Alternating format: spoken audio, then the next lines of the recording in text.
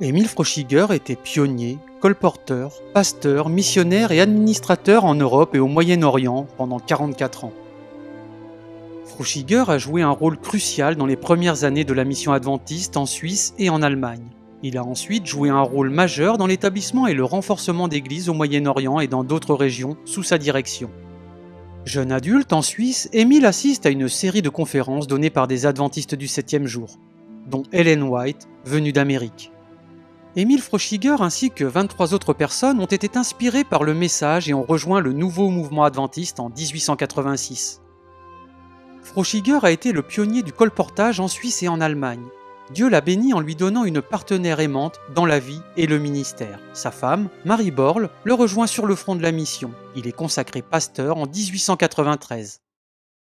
Après avoir servi en Suisse et en Allemagne pendant 23 ans, Froschiger a ressenti l'appel de Dieu à être missionnaire en Turquie. Avec leurs 7 enfants, ils arrivent en Turquie en 1909, où Émile prend la direction de la mission turque. L'année suivante, ils prennent en charge la mission de l'Union d'Orient, un vaste territoire où la présence adventiste est très faible. Il supervisa les débuts de 4 églises où il baptisa de nouveaux convertis dans le Bosphore, près d'Istanbul, alors connu sous le nom de Constantinople. Froschiger et quelques travailleurs adventistes travaillèrent dans des conditions très difficiles, confrontés à l'emprisonnement et à une persécution continuelle.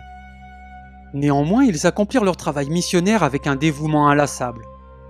En 1911, avec un autre missionnaire allemand, Froschiger organisa les premières réunions d'évangélisation adventiste à Haïfa, dans l'Israël d'aujourd'hui.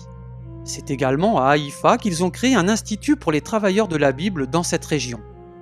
La première tente d'évangélisation a été plantée en Turquie avec l'autorisation du gouvernement en 1914. En plus des réunions d'évangélisation, Froschiger établit une école de formation à Constantinople et organise des conférences pour les Arméniens et les Grecs. L'école servait de lieu de formation missionnaire pour les travailleurs en Turquie.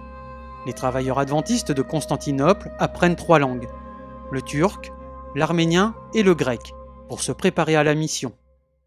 Pendant la Première Guerre mondiale, Froschiger continue à superviser le travail dans le champ de l'Union d'Orient, même si les communications et les déplacements deviennent extrêmement difficiles.